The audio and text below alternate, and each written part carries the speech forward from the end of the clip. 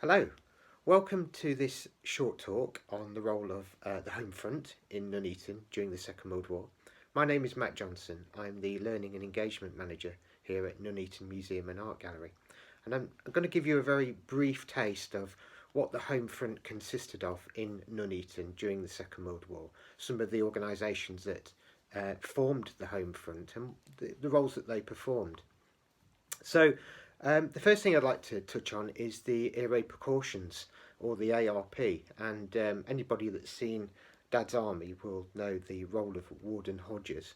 That character was lampooned slightly as an officious sort of Jobsworth.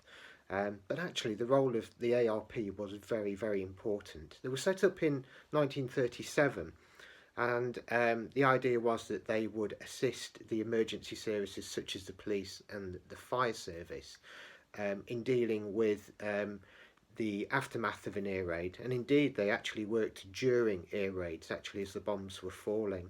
Their role principally was to guide people to shelters, to enforce the blackout, and some of you may be aware there was a blackout during the Second World War. All light from buildings had to be extinguished. So it didn't provide a guide potentially for enemy aircraft to find their way to targets. So ARP wardens would issue fines and even prosecute people that showed light during an air raid or during the blackout period. They would administer first aid as well. They had a role of getting people to the right organisations that could rehome people in the event of them being bombed out. So it was a very active role. ARP wardens would normally look after 3 streets at a time, so they had a little neighbourhood or beat to work around, and I imagine they got to know the people within their sort of sector very, very well. So there was almost a community role to their job as well. In fact, coming back to the seriousness of the role, actually 2 Nuneaton ARP wardens were killed during their time on duty in Nuneaton. Percy James and Sid Clark were both ARP wardens, and they were both sadly killed during air raid activity over Nuneaton in the Second World War. The second service I'd like to focus on is the Auxiliary Fire Service, or the AFS. With conscription coming in during the Second World War, obviously the fire service were short of fit younger men. So the AFS, the Auxiliary Fire Service, was formed to give a hand to the core of the professional fire service that existed. Again, incredibly dangerous work. These people were working during and after air raids. They were encountering fires of great intensity, and also they were working around collapsing buildings. They were working around, in some cases, unexploded bombs and explosive devices. They were all volunteers, and they were recognisable because they had their own special badge, the AFS badge. They were equipped quite often with primitive material. If they weren't working out of a tender, they would be working with literally buckets of sand, stirrup pumps, which is a very crude device. It's a hand-operated pump which sits in a bucket of water, and then the hose out of the pump sprays the water at not a very high pressure, shall we say. Incredibly brave individuals, and they would have been present in Nuneaton during the war. The third service I'd like to talk about is the Women's Voluntary Service.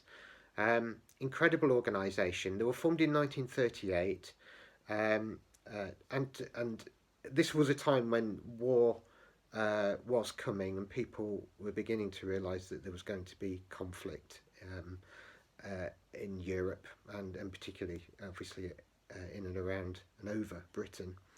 They drew their membership from a variety of occupations and set out to become, in principle, a civil defence organisation. and a response service really in times of emergencies. Their tasks were very, very varied, assisting civilians through the war, providing information on food, on health, on agriculture. Again, they were heavily involved in rehoming people that had been bombed out of their houses, and also allocating billets to evacuees, children that had come from the larger cities into the more open countryside spaces. Mrs. Fitzroy Newdigate of Aldbury Hall was listed as a centre organiser in Nuneaton for the Women's Voluntary Service, and she ran the ARP office on Bridge Street in Nuneaton.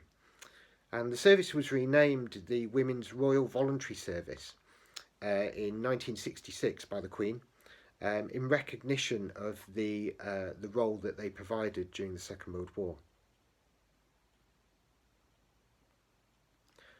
I'd like to finish with some local heroes, and I think it's an appropriate point to acknowledge the many civilians that gave their efforts to Nuneaton and Bedworth during the Second World War.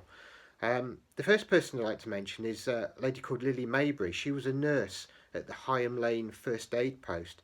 She was very active during the very severe air raid over Nuneaton on the night of the 16th, 17th of May 1941. She stayed at her post, listing casualties, taking down communications from ARP posts. She stayed at a post right the way through the air raid until well into the following morning. And for her actions, she was awarded the MBE. And actually, in the museum collection, we've got some of the uniform that she wore and some of the equipment she had with her when she was on duty. The Bermuda Troop of the Boy Scouts were awarded the Scouts Gold Cross in 1943 for their service. Quite often Scouts were employed as message runners between ARP posts, and also they were involved in collecting salvage, that is recyclable things such as food waste for farms or newspaper or wood, things like that. They performed some great duties during the Second World War. There was an ARP staff officer called Mr. James Shannon, and also Mr. John James Shelley, again another ARP warden, and actually he was part of the ARP rescue service. They were both awarded the British Empire Medal for their services in the Borough during the Second World War. And there was a Margaret Stowe from Bedworth. She was recognised for her work in the Coventry Blitz, working for the St John's Ambulance Service. So some real heroes, some real people to be proud of and acknowledge. And hopefully this little talk today has given you a little bit of a sense of the impact of the home front in Nuneaton, and something that we should all really feel proud of. Thanks for joining me, and please look out for more talks on our YouTube channel coming soon. Thank you.